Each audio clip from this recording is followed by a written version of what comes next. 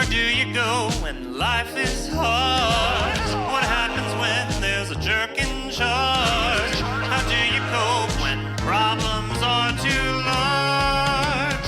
You find your own crew. You keep pushing through. You find that there is more than just you. At the Inclusion Effect. The Inclusion Effect. Welcome to the Inclusion Effect.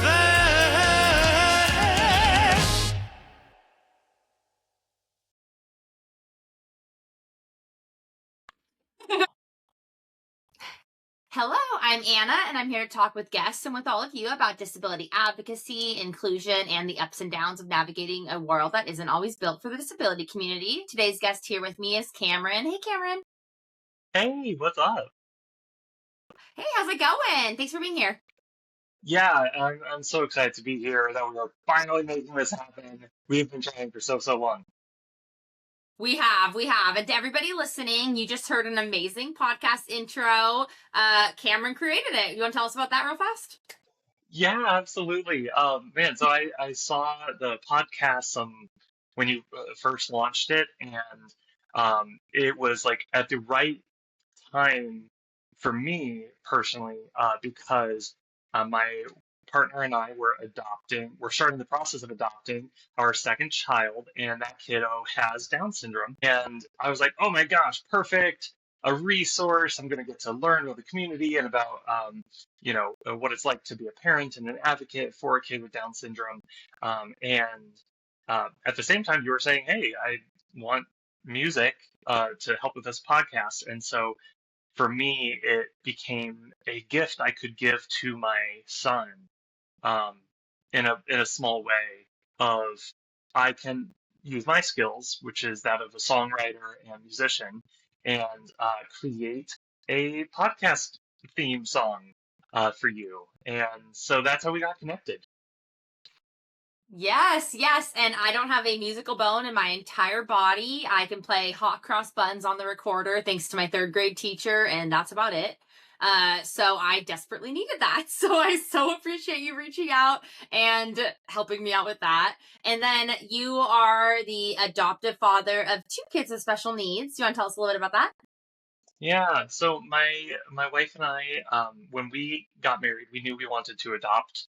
Um, that was just kind of in the plans for us. Our hearts are and always have been for um, kids, especially from complex backgrounds and traumatic backgrounds, and we just have a lot of love to give. And so when we realized we were ready for parenting, we found an agency based in Chicagoland, um, and where we were living at the time. And that agency had a specific adoption pathway for special needs and medically complex kids. And we got connected with them. It was a really, really good fit. The adoption industry is messy and complex, and there's a lot of ethical issues with it. But at the heart of it, there are individuals and then some agencies who are there because they want to help kids and give them the best life possible, even in messy, broken situations. And that was this agency, the Cradle in Chicagoland. We're huge fans of them. And it ended up being a lightning fast adoption process because this little kiddo came along who the agency said, you know what, he's going to have a lot of needs, but as a couple, you two have a lot of capacity. And it ended up being a perfect fit. And I'm actually repping the Lurie's merch because Lurie Children's Hospital in Chicago ended up saving his life. And he got a tracheostomy and was on a ventilator at home for about 3 years. And he's now 6 years old. Baby J is what we call him. And he no longer is on the vent, and he doesn't even have the trach anymore. He has gotten so healthy and strong. He's made it through one winter already. This is winter number 2. So he's kind of our miracle baby. could not be alive, but he is, and we're so grateful for him. He is also autistic, non-speaking, um, and is using an AAC to communicate in sign language, and is now in kindergarten and running, and I am exhausted, and it's amazing. And then just this past fall, um, we we had moved out of Chicagoland, so we ended up uh, getting contacted by Baby Jay's adoption agency because there was this other family looking to adopt a medically complex little kiddo, and they were feeling like this family needed some mentoring from another family who had kind of been down the path of medically complex parenting. And so they reached out to us because we have a good relationship with them. Um, the social worker who had helped us with the adoption, like we've kept in touch with her over the years now. And we said, yes, we'll mentor this couple. But literally the next day, the agency reached out and saying, unfortunately, that other couple has pulled back from that case. They felt like they weren't able to properly provide for this kid. Would you two be Yeah. interested in adopting that kid? And we are And how old? insane. And how old was your other at the moment when that happened? He was turning 6 a week later. Okay. Yeah, and it just was one of those like, oh golly gee willikers, okay. And we thought about it. We got kind of the brief from the agency about like what this kid's needs might end up looking like. There was a cardiac condition. There was a trisomy 21, which Down syndrome, and then um, was having some feeding difficulties. That's kind of all we knew.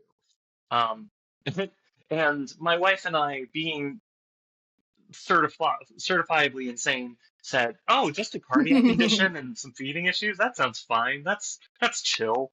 Because our 6-year-old had such a long, we were in the ICU with him for almost the full first year of his life, and Yes. so to go from like that to pretty much any other medically complex kid, it's kind of Downhill. Yeah, it is. Or not downhill. Sorry. Downhill is in like I know easier. It's a little easier. It's a little lighter. I shouldn't just say downhill as a medical parent myself. That's not what I meant. No. And remind me, he has a. Oh, go ahead. Sorry. No, all you. I was just gonna say, remind me. I think we talked about it. He has TOF, right? Yeah. So when we had initially gotten the medical brief, they just thought he had a VSD, a ventricle septal defect. Oh, yeah. But then, literally the day we arrive to meet him, so we get the call, we say yes, we start filling out all of the adoption paperwork, which home study and background checks and pay a deposit. It's a lot. And all of this stuff. It's a lot. And as you very well know, as you are in the midst of adopting, which yes. Hey, everyone, go support the family with the adoption. But we still got like $40,000 and a year to go. Yeah, we didn't get speed ran through, but I'm so glad you guys did. Yeah. So and fortunately, there are with this agency specifically, they do make it a lower burden on the cost side of things because of the complexities of the medical. So, but That's they, great. All that being said, the home study process, for those who don't know, is like 6 to 12 months long. It's a full thing. We basically did it in 6 weeks, which is unheard of if you aren't familiar with adoption. It's just that doesn't happen. That's amazing for you. No, yeah, I mean, we just knew this was going to be our baby, and when your baby's out there somewhere and not home, it's like, oh, I'm going to literally fill out every piece of paperwork ever. I'm going to get this done. I got to bring my kiddo home, as you very well know. And Yeah. um, so that very night that we got the call about baby T is the the day that our 6-year-old, well, 5-year-old at the time, got sick, and at 3 a.m. we ended up having to bring him to the emergency room because he had human metapneumovirus, which is a cousin of RSV, and he Yeah. refused to wear It's always oxygen, 3 a nasal a.m. cannula at home. So we ended up having to bring him into the pediatric floor at our local hospital and have them do like a blow-by system to keep him comfortable. And so we were filling out the adoption paperwork and the home study paperwork in the hospital room for our other kid. But then, Parents are amazing. but 3 weeks later, we got to go meet baby T. And that day we walked in, we learned that he didn't just have a ventricle septal defect. He also had the condition known as tetralogy of Fallot or Fallot, which is a much more And complex cardiac condition. I was going to say, if there is a scale from least complicated to most complicated cardiac, aortic, whatever issues, those are opposites. Those are about as far away as you can get, minus like HLHS or something. Like that's about as far opposite as you can get. Go ahead. Yes. And we were extremely fortunate in that he was very stable. It was a mild case, mild to moderate case of TOF. And he wasn't like, his baseline was not even on oxygen. He was on room air. Which is amazing. And he was a newborn, right, at this point? Yeah, we basically met him when he was becoming term. Because he was a preemie. He was a 29 weeker. Yeah. And yeah, early. Though we were like 29. That's nothing. Our 6-year-old was a 23 weeker. Which is truly. I mean, I don't like to when people throw around miracle with stuff like that, but that's miraculous. It is. I lost a baby at 21 weeks and saw what that looks like, and 2 weeks after that is insane. Yeah, medicine's amazing. Science is amazing. Yes. Yeah. So yeah, we were extremely fortunate with him. And then so to have a 29 weeker who is at this point term, is stable, is resolving the TET spells that he was having on his own. Like, that's crazy. That's just crazy. That's so impressive. Who know medical parents and medical staff know there's that, like a maneuver where you bring the knees to the chest. They weren't even having to do that for him. So crazy. He was a powerhouse from the beginning. Yes, and still is. As demonstrated by my 3:30 a.m. wake up with him today. Because we end up going to Lurie Children's Hospital again with baby T this time, and they do the full heart repair. It goes so well. We get to go home. He over the past few months, he's had to go kind of back and forth to the hospital for some pulmonary issues, because he also, turns out, has chronic lung disease, like a lot of preemies do. Yeah. So that's kind of the story. He's home now. He does not want to sleep. He just wants to be talked to and talk back at you. How old is he right now? He's 7 months. Oh, Addie wasn't sleeping 7 months Addie lived in the hospital. But like 9 months, Addie wasn't sleeping at all at home. It was just, we didn't sleep. So I understand that. Yeah. It's brutal, but so worth it. And he's doing really well. Yes. We got to hear his laugh for the first time just the other week. And I remember that exact moment with Addie. I remember with all my kids, but with Addie, oh my gosh, that was I remember thinking around when it's developmentally appropriate. I'm doing air quotes. This is a podcast. That's not conducive. But anyways, I remember when laughter was supposed to be happening, quote unquote, and I remember being so sad, like that my baby wasn't laughing, and I remember being like, my other baby laughed, like I want to hear her laughter, and that was my first moment where when she did laugh months later, I was like, oh, it was worth the wait. Like it was worth waiting Mhm. extra time. Like, and that's been how I felt ever. I have chills. Like that's how I felt ever since. I'm so glad you guys got that. Yeah, and it's so interesting, and this is one of the things that I like talking about because um, there's a weird grief that also arose in that same moment Yes. of this is later than a lot of kids experience. Yeah. Um, and it's a lot earlier than our 6-year-old got to experience. It's a lot earlier. Oh He was, I yeah. think, like maybe 3 years old when we heard him laugh for the first time. Yeah. So that's a big difference. You're sandwiched between these two extremes, kind of. Yeah, and it's so funny. I burst into tears when it happened because Mm-hmm. it was this feeling of, oh, how amazing is this? And how sad I am that my 6-year-old didn't get to have this and I didn't get to have it with him. Yeah. And it being a complex parent is such a mix of joy and grief, um, Always. and it's a labor of love to hold them together at the same time.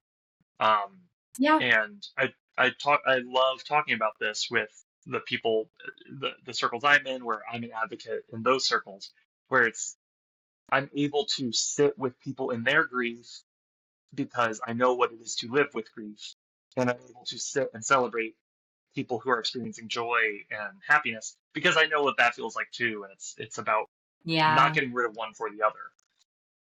Yeah, both things coexist, and that's really hard. And it's something that if you haven't lived it, you're not comfortable with. And so when you first start this journey, it feels wrong and it feels weird. It always feels weird, honestly. But you understand as you get further into it that those things coexist and it's part of the life. Yeah.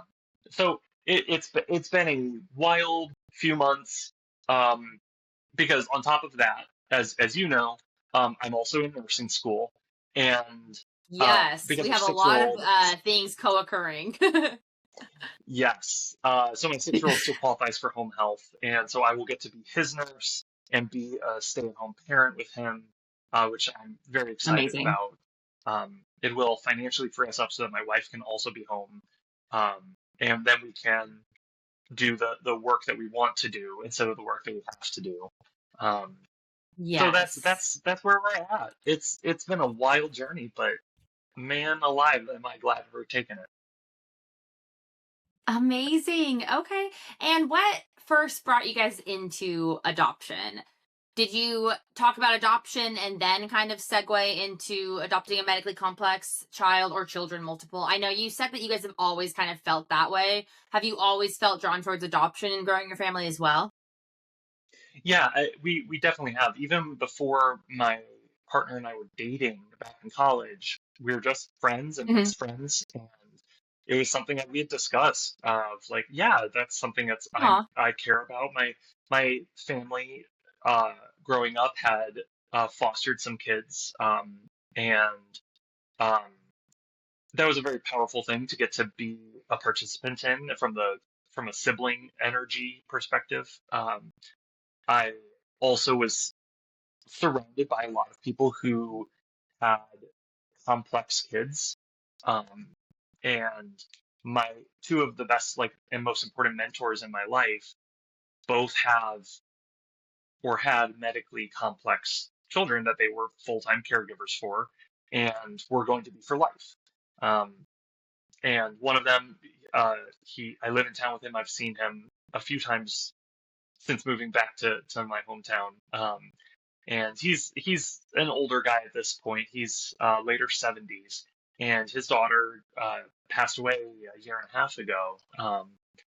And it was one of those things that growing up, he was my teacher in high school, it taught me a lot of what it meant to be a man to be a parent, what love looked like. And so when that gets put into you, I think it comes Yeah. out in interesting ways. And for me, it came out in the form of I want to be able to love someone so selflessly and with as much intentionality as I saw him doing and his wife. And then when I went to college, this professor just brought me under his wing, and I got to babysit his kids, Oh. um, including I was able to come and spend a week at their house and take care of their kids, including their eldest, who needed a caregiver because he has muscular dystrophy and is effectively quadriplegic at this point. Um, and so, yeah, it's always been in the background for us, but Yeah. it it ended up defining us in ways I think we didn't anticipate. But in one of those ways of you can't imagine being anything other than you are now, and kind of feeling. Yes. That is such a succinct way to say it. I can't imagine this life going any other way than what it has. Yeah. That's exactly it. Yeah, and so um, it's been incredibly difficult. I do not recommend it for most people, the path that we've taken. Um, but I'm really glad that we took it, and I'm really glad that Yeah. we're on it together and partnering in it together, and um, that we are so very privileged to have the resources and the emotional energy and the knowledge base. Like uh, we're so privileged to be able to be their parents. Um, it is such a joy. Yeah. I love that. Okay. And your oldest is in kindergarten now. How has the school transition process gone? I know that's a really Uh, big one. it is, but I mean, once again, privileged because it could not have gone better. His Uh, teacher is. I mean, I don't even know how to say other than just like a gift from above because she is such a mama bear towards him. Like, you know, I know for a fact that my son is the one who bites other kids, and um, yeah, just my son is the problem child of his class, and I'm Relatable. sure she would deny that. His teacher would deny that. I'm sure, but as someone who has done teaching myself in one of my 9 lives that I've now lived, um, Uh I know for a fact. Oh yeah, the child who is the biggest workload for me is absolutely my favorite. Like I huh. will. They can do no wrong. No, no. What do you mean that they just committed grand larceny? Like, of course they needed It's that, fine. don't you It's know? fine. This is normal. They deserve that. It's in their IEP. Uh, Okay, yeah, check the yeah, IP. but no, I mean That's the school relatable. Oh my gosh. has been really incredible. Top down, the principal is so on board. The administrative staff has been so helpful. The nurses who help keep him fed and healthy have worked really hard, and they've learned a tricky case. He's not a high acuity care. He is not so fragile anymore, but his medication regimen, his feeding regimen, um, uh, He's tube plus fed, his right? behaviors. Yeah, he has a G tube fully. Yeah. That's all he Yeah. uses. Yeah. And they've just really knocked it out of the park. We've seen him grow so much in communication and regulation, and like it's one of those things. Most people don't get to experience the kind of life that we've been experiencing, especially whether because they themselves are not part of the disability community yet, or Yeah. yet. Yep, I saw that post. Um, or if they are part of it, they're chronically under-resourced, under-supported, um, under-equipped, um, and we are the exception to both of those rules. Of we are part of this It's community amazing. full in. We are medical. We are behavioral. Um, we are going to likely be lifetime caregivers for our kids, at least our Yeah. oldest. Yeah. Um, Mhm. and yet we are so well supported. We have a community that comes alongside us and helps us out. Um, my wife and I are married, and we are not part of that huge percentage of special needs parents who end up getting divorced. Um, So huge. we, um, we have a community that loves our children and supports them. We have a school that believes in his success and wants to support him fully. So we're incredibly privileged, which is why I consider myself, one of my jobs is to be an advocate, is to be a fighter for others, Yeah. because Yeah. you are either needing support or you need to give support. And Yeah. each day you could be needing support, and then the next day you could be the one with enough energy to give support. But most Yeah. of the days we do find ourselves on the giving support side, and it's a privilege that I'm not going to take for granted. Yeah. I think that's amazing. I know I had a big public tussle with our insurance company a couple years ago where I ended up having to resort to social media to get them to help us with something with Addie. And I made a few viral TikToks and a few viral tweets back when Twitter still existed. And I think it's X now, I don't know. But it's Elon, that's what it is. But and it got the attention of the insurance companies, and they called, and like the president of the company personally apologized and all this stuff. And I Wow. took that moment to sit. I took that yeah. I took that moment to sit on my soapbox and be like, I had the time to sit here for 3 days straight, take my kids to grandma's house and do nothing but call and create social media content and tag you guys. And I speak English, and I'm white, and I was at the time a stay-at-home mom, and I have XYZ privilege. I can go drop the kids off at grandma's house. You know what I mean? Like, I have a Hmm. partner to help me. And I was like, this was my full-time job for 3 days. All I did was annoy you guys online, basically, and call you guys repeatedly. And nobody else can do that. I mean, people can do that, but lots of people can't do that. And so I need you guys to understand that you are literally dealing with children's lives, like literally children's lives. If you don't send me Addie's formula, she's going to end up in the hospital. Other kids could have worse outcomes even. So Yeah. I completely understand. And I love that some days you're completely right. Ebbs and flows. Some days we need help. Sometimes we give help. That's amazing. Yeah. I didn't know that story. So that's really It was powerful. before. It was a couple years ago. It was before I started the podcast by a lot. I want to say it was 2024, and it was in January. And I'll summarize it really fast. Our shipment of all of her feeding tube supplies just didn't come, including her formula. And at the time, she was on a very broken down, very specific formula, nothing else. She could not tolerate anything else. It made her incredibly sick, and her gut just couldn't take anything else. And they Yeah. didn't send it, and it's not sold in stores. And we had extra like tubing and stuff like that. And I called the insurance to be, well, first I called the DME to Aviana. Aviana, we got beef, so I'll name them. And I called them, and they said our insurance didn't approve it, so they didn't send it. So I called Pacific Source. We got beef. I'll name you guys too. And I called Pacific Source, and they said that it wasn't needed, and she didn't have a medical diagnosis that qualified for needing a feeding tube. And I said, she's only ever been tube fed besides like 2 months when she was a newborn. Like, she And doesn't know also how to they're not swallow. physicians.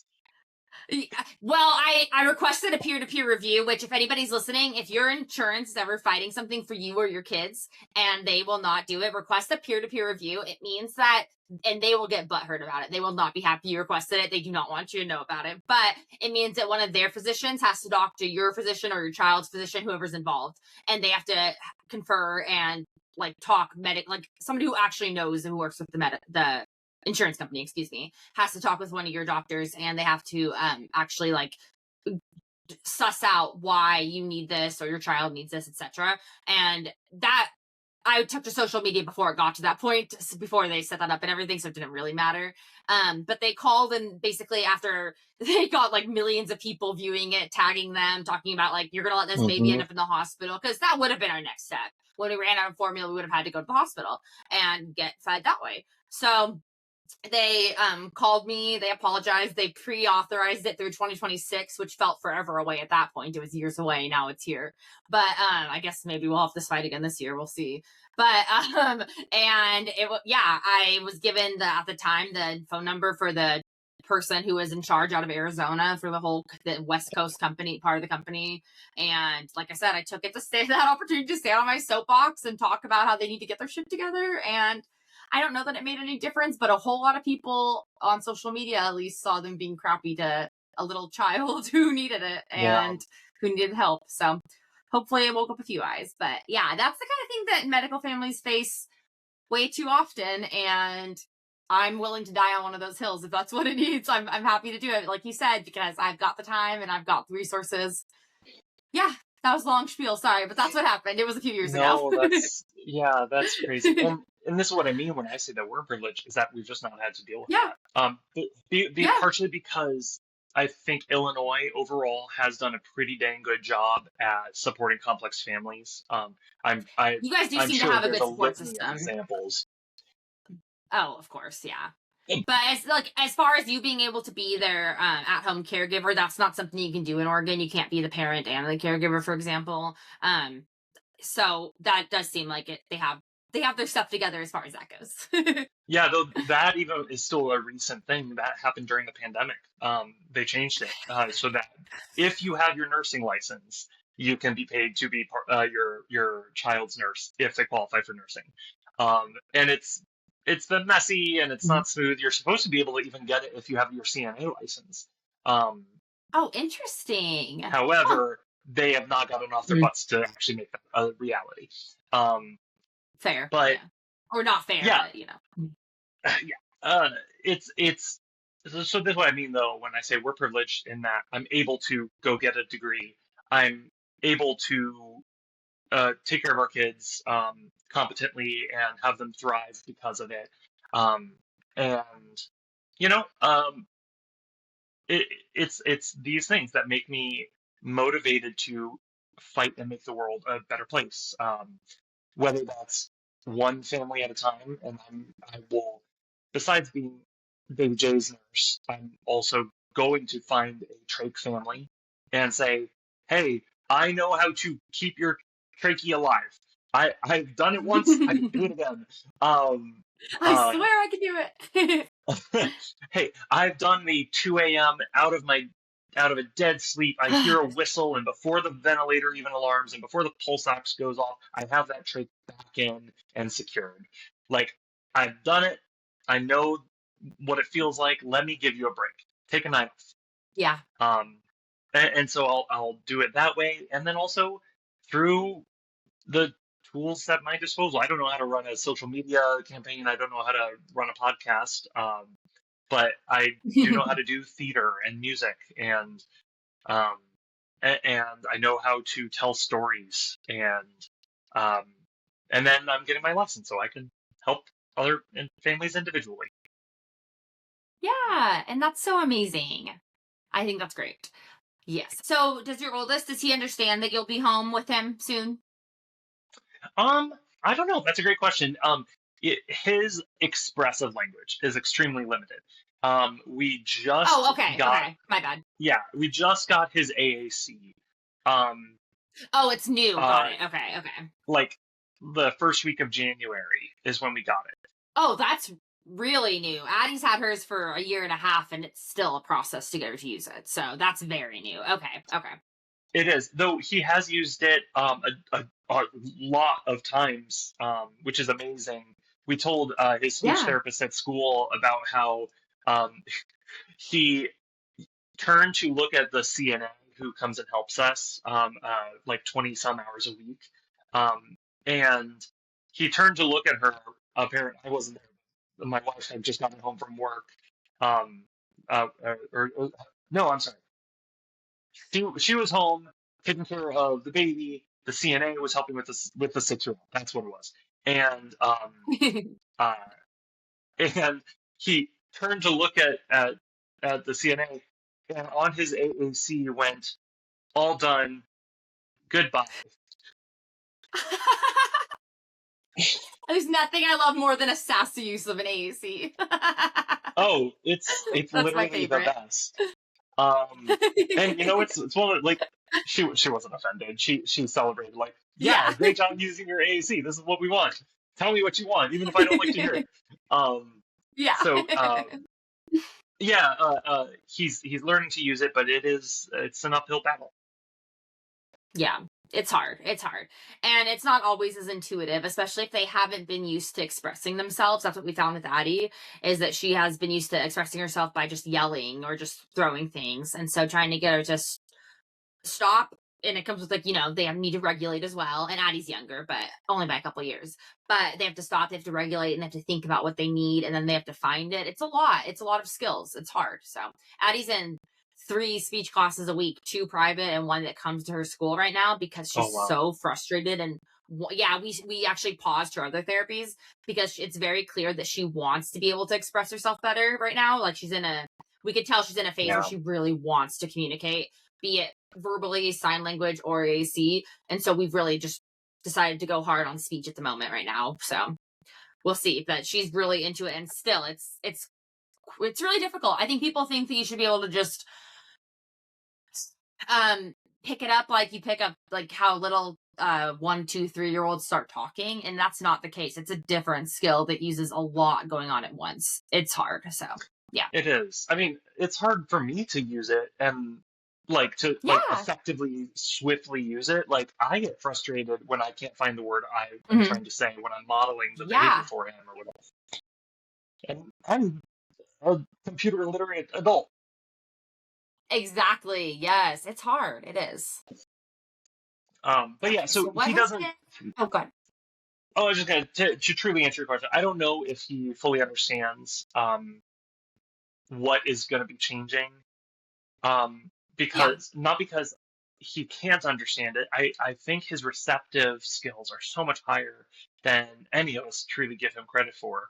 Um, there was one time, and this is what breaks my heart and motivates me to like give him these resources and help him with the AAC. Um, uh, and for those who don't know, AAC, augmentative alternative Oh, communication device. So like it could be yeah, a it's a tablet. talking board or a tablet. Yeah. Anyways, I've just noticed there's a lot of people who don't even know what that is. No, you're totally right. Yeah. Yeah. Um, Yeah. and there was one, he answers yes, no questions like pretty effectively. Mhm.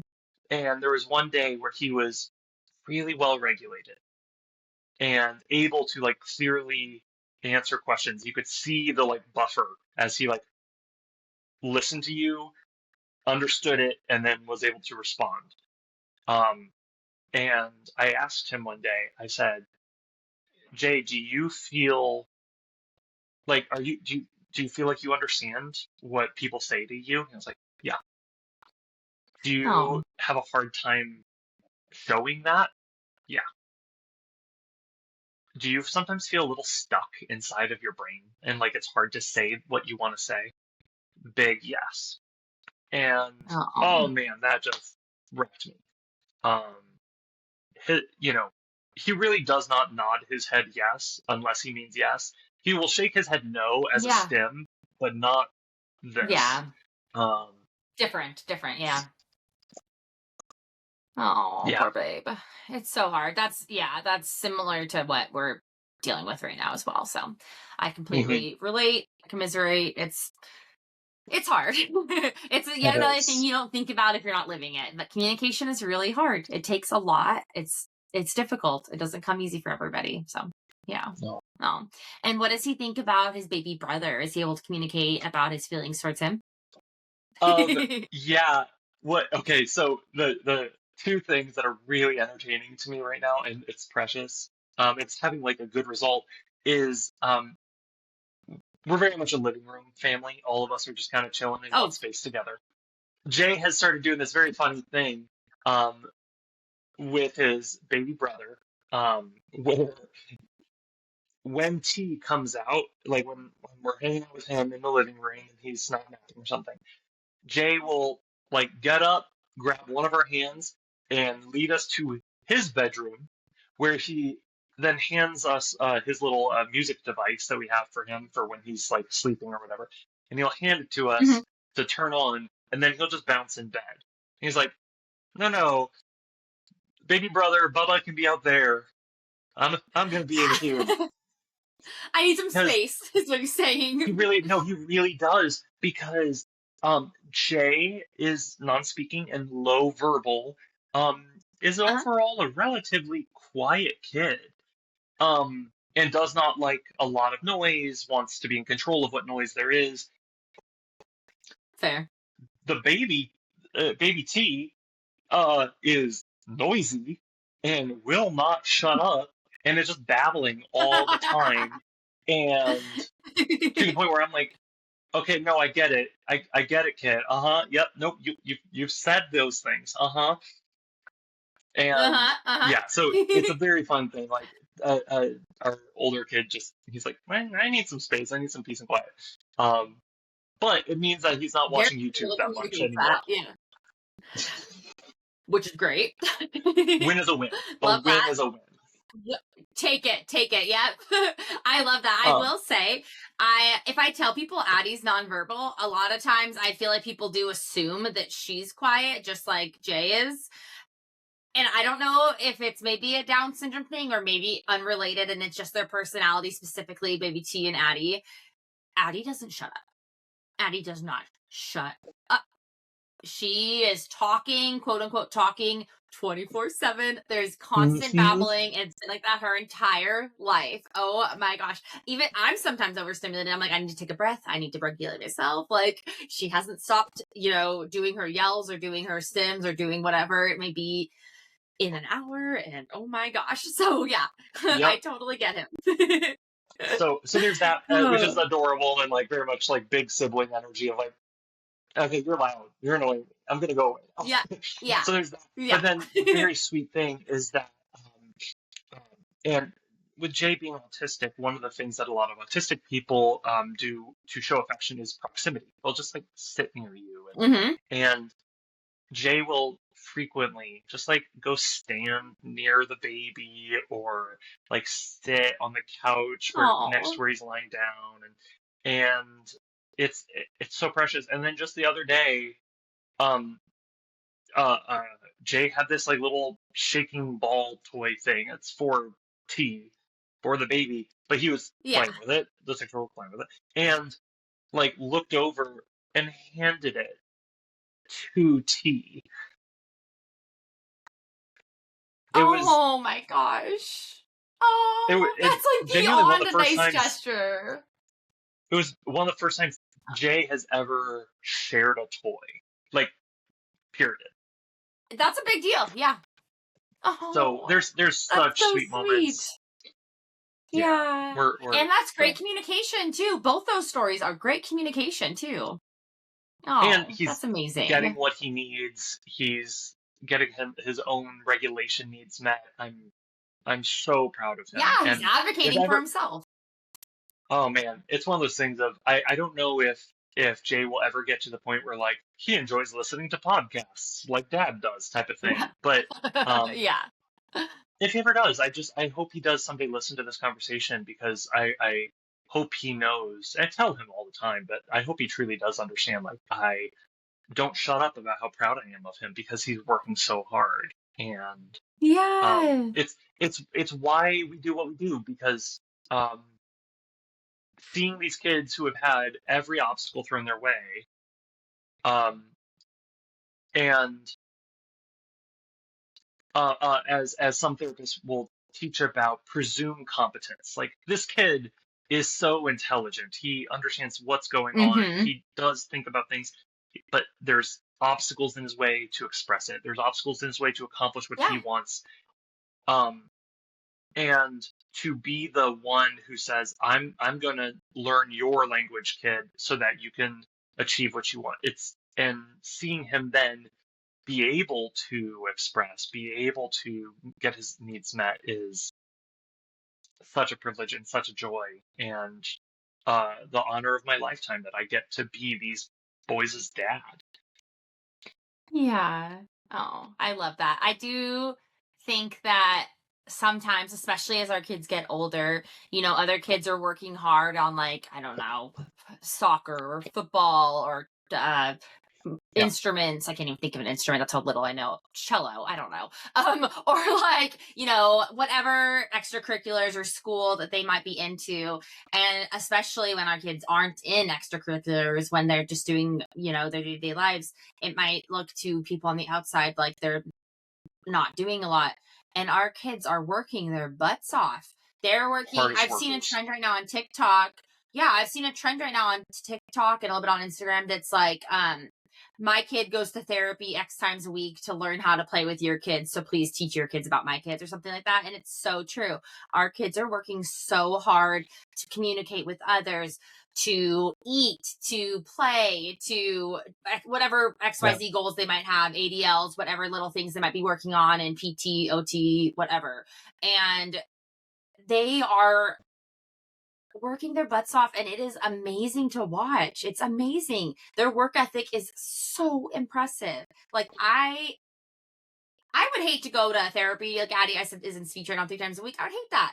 That sounds horrible. That sounds like hard work. I don't want to do that, And she happily does it. And it sounds like the same with your kids. Like, it's so impressive. It's amazing. Yeah. It really is. You can talk about it forever. And it is. Though I also, like, I know you know this. I know a lot of people who probably listen to this podcast know this. But for those of who are listening who, like, are not in it themselves, but they want to support or they want to learn more, I just like for them to hear this. None of us here are superheroes. None of us are all of that. Yeah. I'm a dad who gets tired and grumpy, and I don't want to be doing this half the time. I want to go to sleep. My kid is not some superhero who, it's like, no, is he a hard worker? Yes. Is he so smart? Yes. Am I so proud of him? Absolutely. He's also a piece of shit. He is a little shit. Oh, yeah. Yeah. Yeah. I also got a lot of hate on the internet one time for calling Addie an asshole. She's still an asshole sometimes. Like, 100%. Just like all toddlers are assholes. Yeah, and that's the thing. It's like I call him that not because he's any worse than any other kid, but because he is a child. And he's still a kid learning how to be a little human. He is still a kid learning how to be a human, and just like we all are. But yeah. I just like to say that because the thing, like, I love that trend of like, hey, my kid's learning how to just manage being alive. The least everyone else can do is learn how to accept that person. And that's so true. I don't want J or T to get like, they're the most special little saints. They're angels. Do no wrong. Yeah. Do no wrong. It's like it's a conversation I've had with my mom, who is this amazing mom. She did such a great job with me, and I'm so grateful for that. And just like I have been and still am in some ways, like, is ableist, and we've had to have conversations of like, hey, you're letting little Jojo here be like not great. You should probably tell them to stop. Yeah. Like, you have to do it in a way that works for his brain. You have to do it in a way that is using best practices of psychology and therapy. Like, there's a therapeutic best practice here. But, like, we're also not going to let him hurt people. We're not going to let him, just because he's mad and upset. Like, no, you don't get to hit me because you're upset. We're going to find another way. Yep. So, I put that out there. Absolutely. Addie's really, really bad about either using her hands or throwing toys at, especially like her little cousins. And it's like, we can't just let her do it because she's disabled. That's not okay. We need to redirect. It looks a little different than what you would do if the other kids are throwing or hitting, but it's still, it is, we do all have, you said her inherent and your inherent ableism. I think that's important because we all are actively, every single parent of a disabled child is actively unlearning ableism because it is so ingrained in our society. And like, I know that's maybe like a little bit of a hot take or whatever, I don't know, but like, ableism is built into our society in every way, like ways that you couldn't even imagine until you come across them. And like, I sometimes I'm shocked when I learn that something is based in ableism, and I'm like, of course it is, of course it is. And it's something that like we are always unlearning. Like I will be unlearning it until I'm 80, like. Yeah. So that's important to acknowledge. It's not like a taboo subject. It's taboo if you're like supporting ableism, I guess, but it's not something we shouldn't talk about or shy away from. It's hard, and it's like part of life. Well, and what the frame I've learned to think about it, because before I was ever an advocate and fighter for disability rights, as I am now, because I wasn't in the community and I didn't know, I Yeah. was doing work in the social justice world, and you know everything that's going on in Minneapolis. That's where I went to college, and um, Oh, yeah. Riverside, which is also known as Little Mogadishu, was where I lived. Um, and so um, I was, Minneapolis has a long history of police violence and racism and all these things.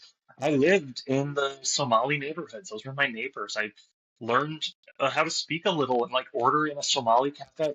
And what I learned then, I've had to translate into now, and realizing it's actually a very similar thing of like racism, ableism, sexism, transphobia, Yeah. homophobia, Islamophobia, all these things, um, not my Intertwined. fault, but it is my responsibility. Yep. Yep. I did not I cause these things. Yeah. I don't know if you can see it. I'm literally, oh, my camera's not gonna let me show you. I'm literally wearing a shirt that says, what does it say? True advocacy is intersectional. That's what it says right now.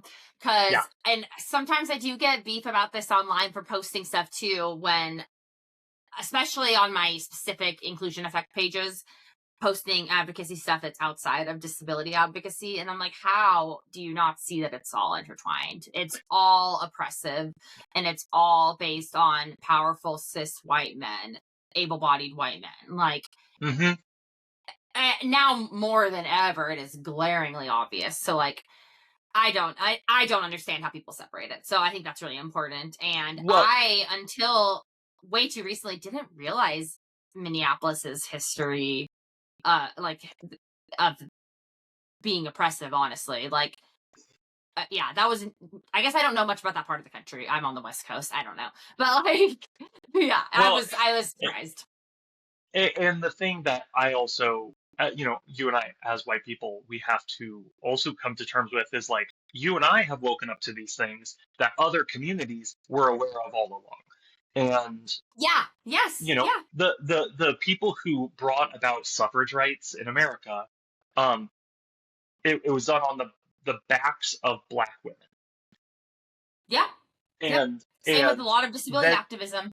exactly. And so that's why one of the things I think one of the things that made me feel like connected to you and your podcast, and feel like, oh, cool, like same brain here, is because there's this Hmm. realization of, oh, I have work to do. I gotta get to work. Not my fault, but it is my job. Yeah. Yes, exactly. And, Exactly. Not my fault, but it is my job is a great way to think about it. Yes. Yeah. Yeah. I hope with everything that's going on in the country and the world, I guess right now, more people start to realize that. and what's so cool is like it doesn't have to be like, great, cool, I'm going to throw away everything I'm doing right now and like go stand Do you want to say hi? in Minneapolis He's adopted. with He has a people there. 7-month-old with Down syndrome. Is that your husband? Sorry, yeah. I asked if he wanted to say hi. He said no. Not against you. He doesn't want to be on. He No. doesn't like being on camera. No. He doesn't like being on camera. He won't be in my TikToks either. Sorry. And then I whispered, he's a 7-month-old with Down syndrome. Sorry. But yes, and he brought me a coffee. Oh, good. But let me As mark well you that. should. But right. But yes, yeah, I completely agree. Anyways, sorry. Yeah, no, it all is intertwined, and a lot of the progress that we've made is thanks to disabled people, is thanks to Black, trans, advocates who fought for equality for everybody, not just themselves. A lot of people that were outraged about Alex Preddy and Renee Good had to be told in whatever way that this has been the reality, and that people of color have been worried, for example, have been worried about being murdered by, I guess, police before ICE, and now ICE. But, I think they've changed a little bit, but this has been an ongoing issue. That's what I'm trying to say. This is new as in the headlines, but it isn't new as in it was never happening. What we're seeing now in Minneapolis happened in 2014 in Ferguson, Missouri. Happened in like you can just start listing American history, and it's like, yeah, this has been an ongoing problem. None of this is new. It just, history doesn't repeat itself, but it sure does rhyme. We are seeing the fresh rhyme of fascism. We are seeing the fresh rhyme of brutality, of racism, of sexism, of all these things. And it's so funny because I used to be in very conservative circles, and yeah, I never. And I will say really fast, if you don't mind me interjecting, I'm sorry. I will say really fast, and I assume this has been your experience as well, but for international adoption, because I'm doing international, you did domestic adoption. It is very conservative. Very, very conservative. Yeah. Like, shockingly, worryingly so. Like, yes. A lot. Anyways, go ahead. I just wanted to interject that because that was... No, that's so real. I guess once I dug deeper, it made sense. But upon my first introduction to that, I was kind of shocked because it just didn't make sense to me. And then when I learned the underlying reasons, I was like, oh, that makes sense. But yeah, so go ahead.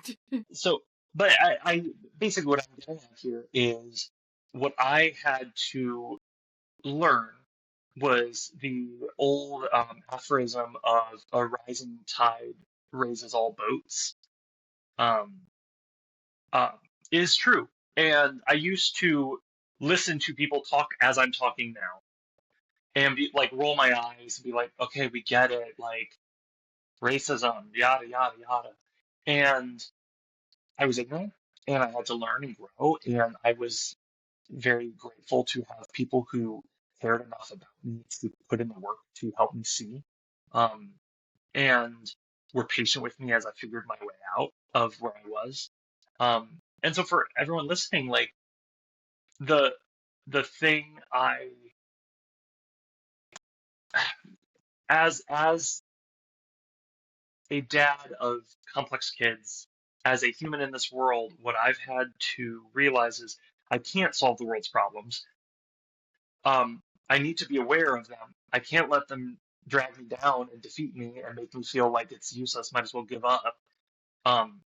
Instead, what I need to do is buckle down, put my nose to the grindstone where I'm at, right here, right now, with my neighbors, with my town, with my council members, and with the teachers at my school, and in the musical theater world where I spend my time.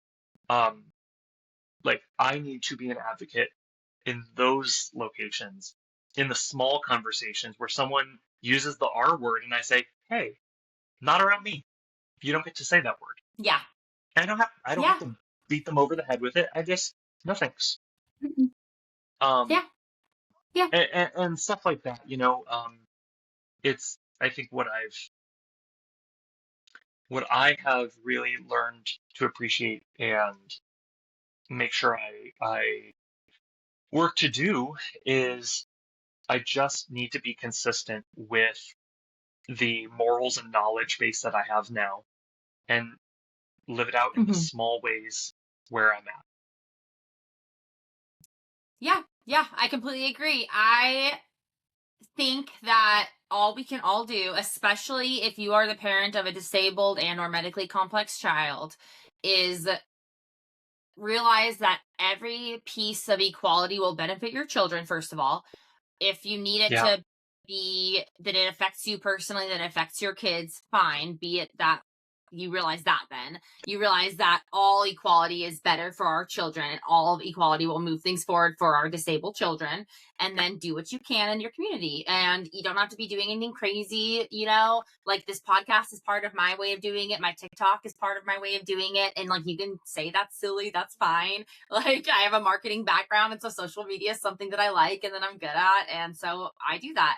And if that's musical theater, which I don't know, I saw High School Musical. I don't know. That's all I know. But like be it that, or be it in your school PTA or whatever you can do. That's all you can do. So we're all just trying to make better worlds for our kids, really, at the end of the day.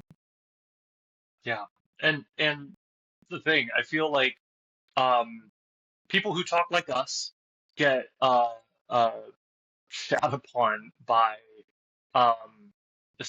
people in media or whatever, or online, when the haters come along. And it's like, hey We're guys, woke. I'm trying to make the woke left mob. It's like, yeah, I'm so dangerous and scary that I want your kid to have a hot lunch every day. I know, so mean. I think we should be able to buy homes on a living wage and pay rent and pay mortgages and have our kids be educated properly. Oh, so mean. I know. Like, being empathetic is hard. That's what this is about. Yeah. Mm-hmm. Truly. Yeah. It's wild. I will say we have a lot of fear about adopting a child who is Hispanic, like we do have fears about that. It's hard. So all I know is that we all just need to have intersectional advocacy. That's what I'm that's the platform I'm on. Yeah, absolutely. It's scary. Okay, I guess I've been yapping for quite a while. I will start wrapping this up. Sorry. But I guess if you could, I'll ask you a couple wrap-up questions. So if you could change one thing about how society views either specifically your kids or just disabilities in general or disabled people in general, what would it be? Yeah, that's such a small question, Anna. Really quick I know, answer. so easy. I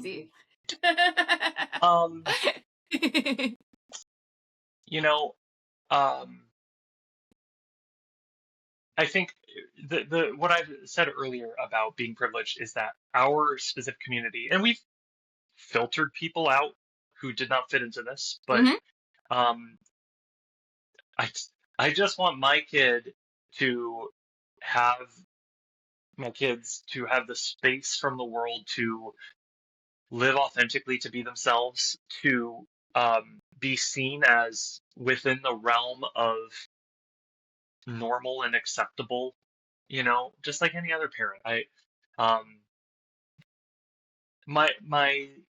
My sons are visibly different from their peers. One of them has some facial differences because of Down syndrome. The other has such strong behavioral differences that it's just it's as if it was a physical appearance thing. And I've never been bothered by the stares that we get. A lot of people are, and that makes perfect sense to me. Me being the theater kid that I am, I'm like, yes, we can be the center of attention, and I'm going to educate you about it. No, when we do a Costco run, I think that's similar to my background too. Right, yeah, when we do a Costco run, it's like, hey, I see you staring at my kid as he stims or, laughs or makes inappropriate noises or whatever. Yes, you can come say hi. And that's what it is. It's like, don't be a stranger. Like, yeah.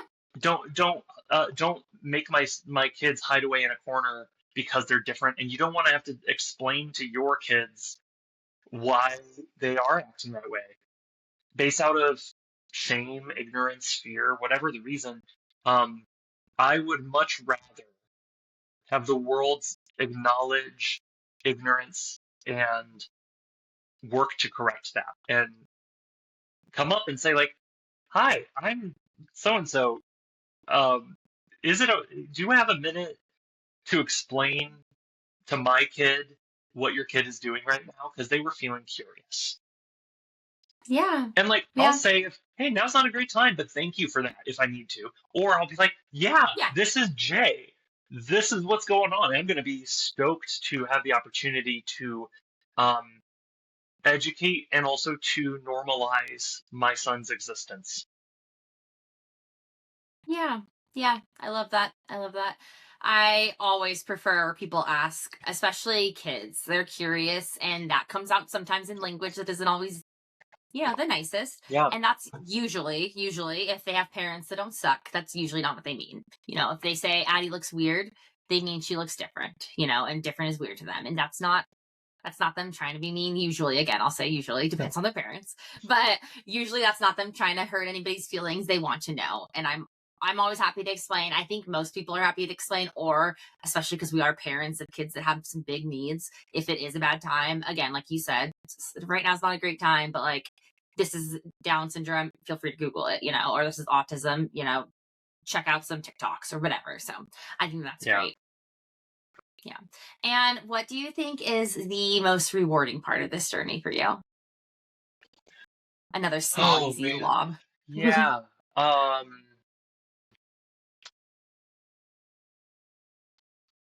I think the gut answer that a lot of parents in our shoes would say is like that breakthrough moment where it finally clicks for them, for the kid, of like they gain a new skill or they're able to express themselves or they're able to prevent themselves from lashing out.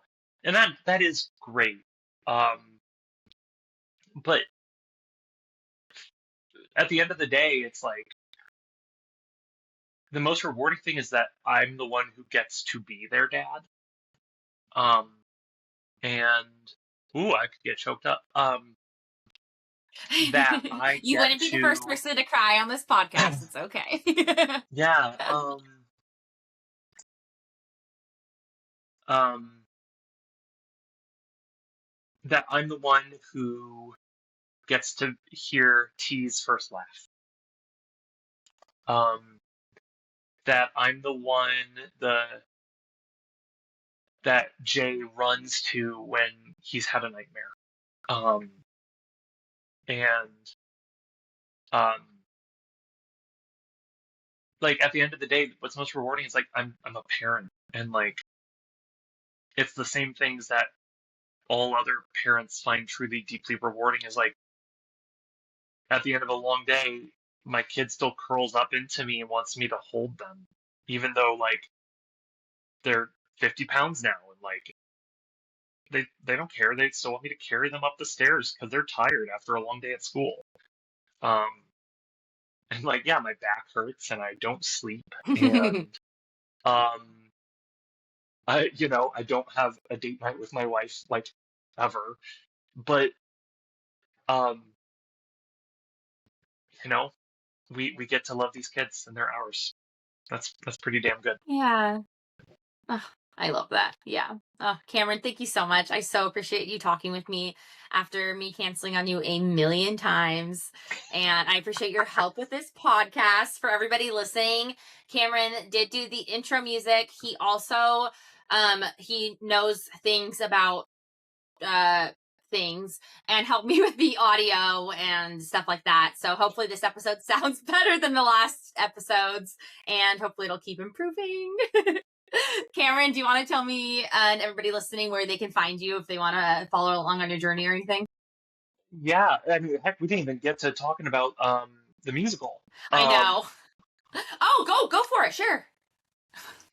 Well, that's really where people can find what I'm doing. I'm not really on social media. I technically have a TikTok, but like You're watching.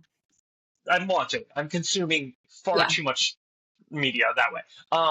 But Yeah. so my wife and I, had met doing theater years ago, and we ended up December of 2023. I wrote 4 songs, um, kind of digging into the emotions and feeling of what it means to be a parent of a special needs kid, and also um, the a song from the perspective of a kid with special needs. And my wife and I started developing it, and it has become a full-fledged musical, a 2-hour show that has Wow. had a couple of readings where actors like stood with music stands and they read from the script. And then in November had our first workshop production, which is a staged performance of it. We did 3 performances where the actors were memorized. It was limited props and like not really any set. It was a pretty empty stage, but it was a blocked out performed version of the show. It is called Let Me Fly. And Let Me Fly is the story of Sam, an autistic man, growing up, telling the story of what it was like growing up non-speaking and how he learned how to communicate and connect with the world around him through an AAC, and then also also through therapies and with the parents. And it is a story that is, you know, it's part of our life in a lot of ways. However, it is not our story. This is not a show about Cameron and my partner and our autistic kid, but it is a show about the world of autism and autism parenting. And my wife, who is the writer of the script, I did the music, she did the script, um, is autistic as well. Um, and so it is a very small slice, a very specific story that is not meant to represent the whole world of autism or the whole Of autistic course. experience. It is a very limited thing, but it is from us a love letter to the autistic community and to special needs parents and special needs and folks with special needs. Um, and it's been really well received, and people are loving it. And it's kind of freaky because I'm just some dude on a laptop and at a keyboard. But we had a professional recording made of the workshop, and I've gotten to see it, and it's so good. I'm so excited. Um, we are not going to be releasing it for a couple more months. We're going to be releasing some tidbits, but we're looking at end of April, releasing it on YouTube for anyone to see.